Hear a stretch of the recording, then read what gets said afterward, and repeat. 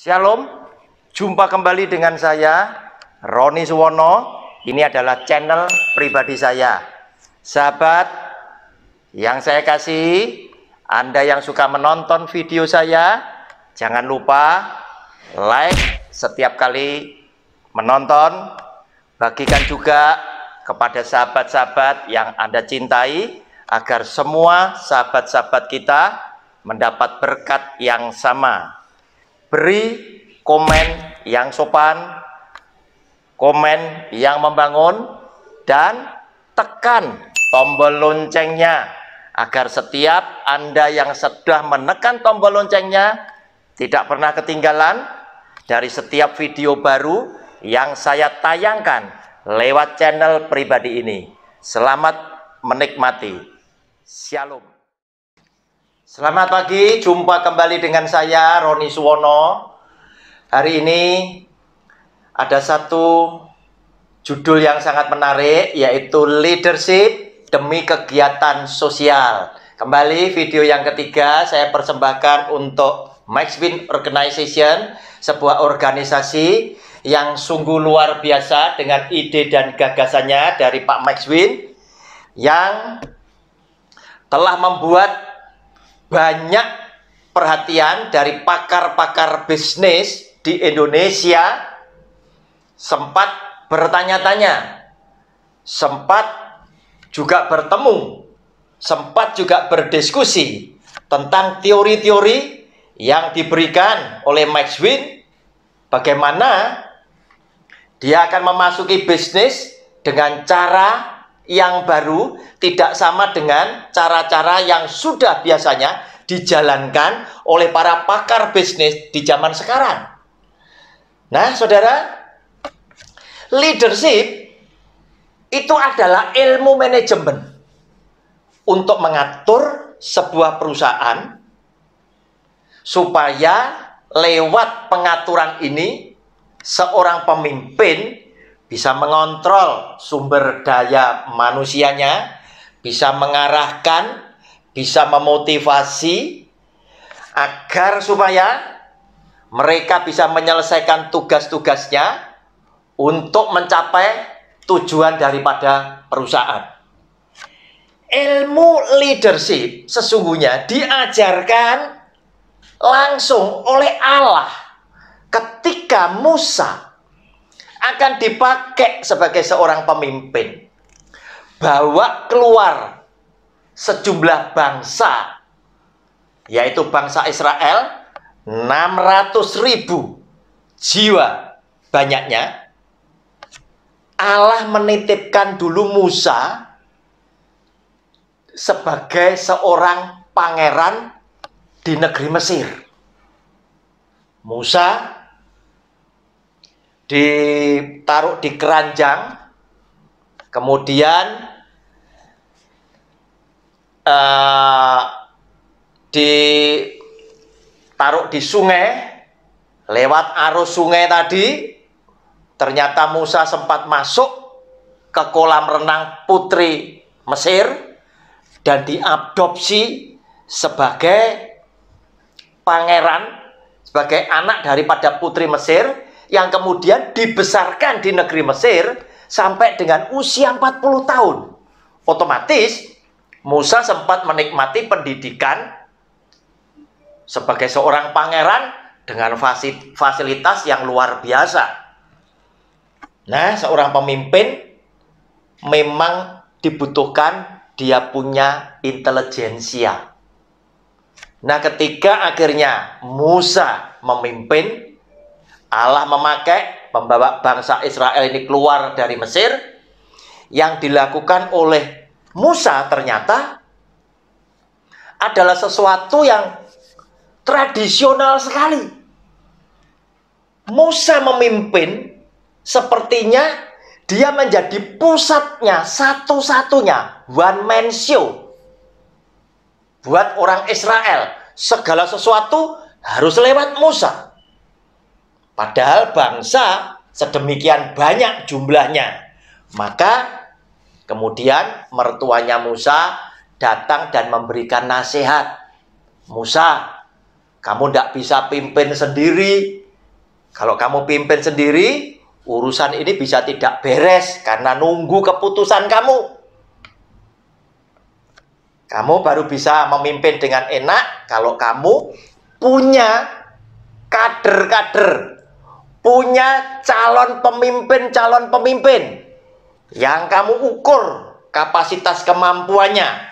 Si A ini untuk urusan orang yang 50.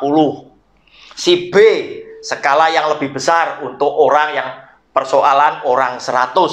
Ini C orang 1000 dan lain sebagainya. Persoalan yang penting yang mereka tidak bisa putuskan kembali ke kamu.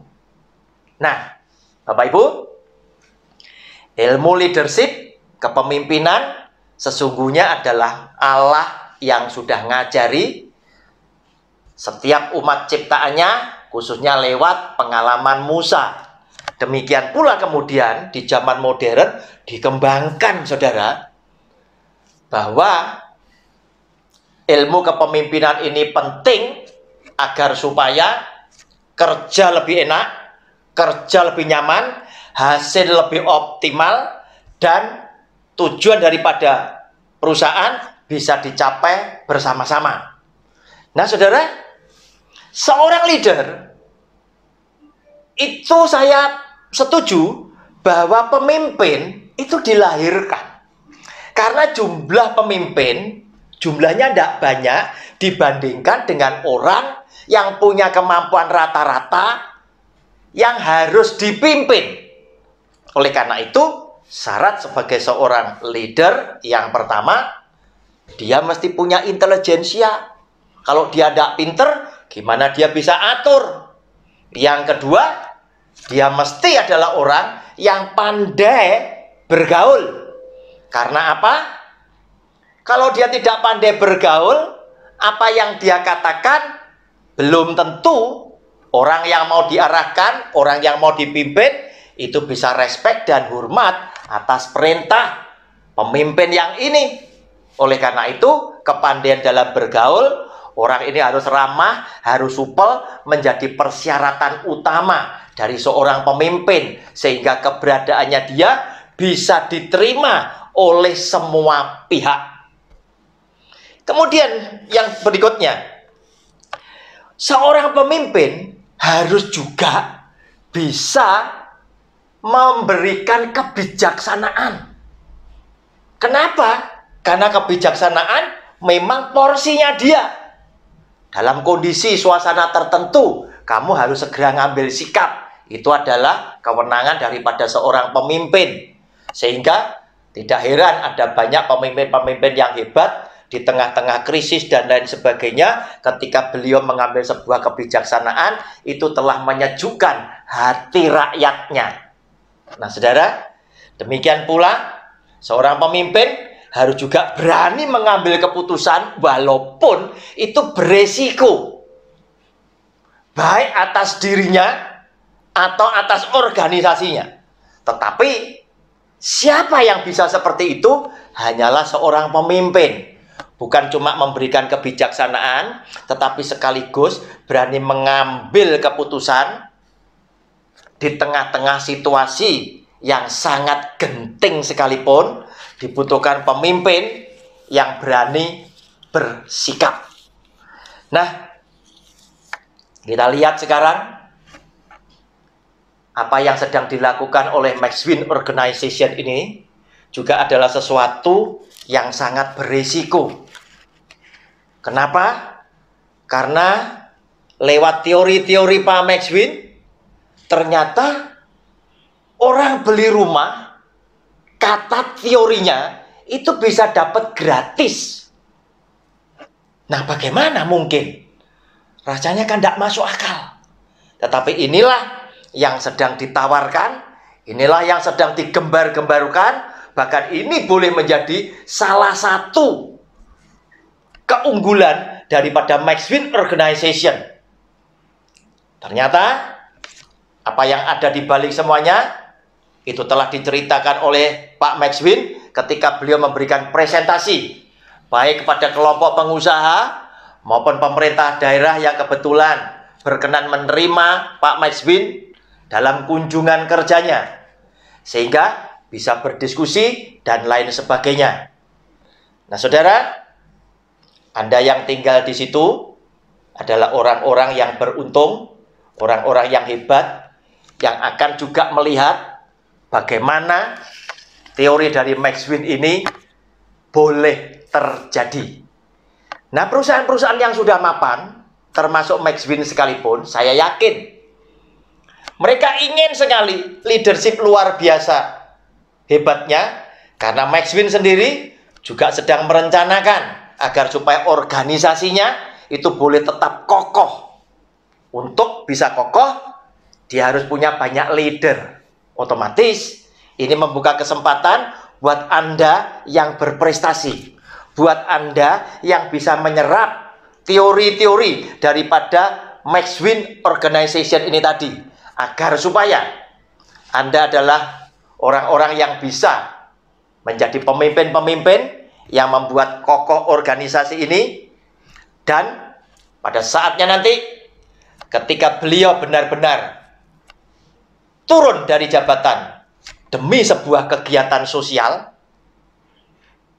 dia bisa memakai segala macam keuntungan daripada Max Win Organization untuk semua dipersembahkan sebagai CSR daripada perusahaan yang dia sempat pimpin, dan bisa dipakai untuk kegiatan sosial bagi berkat untuk masyarakat luas yang membutuhkan. Bapak Ibu, tetap semangat, tetap konsentrasi dengan tugasnya masing-masing, tetapi ingatlah, Anda adalah pemimpin yang berikutnya di organisasi yang hebat ini, Max Win Organization.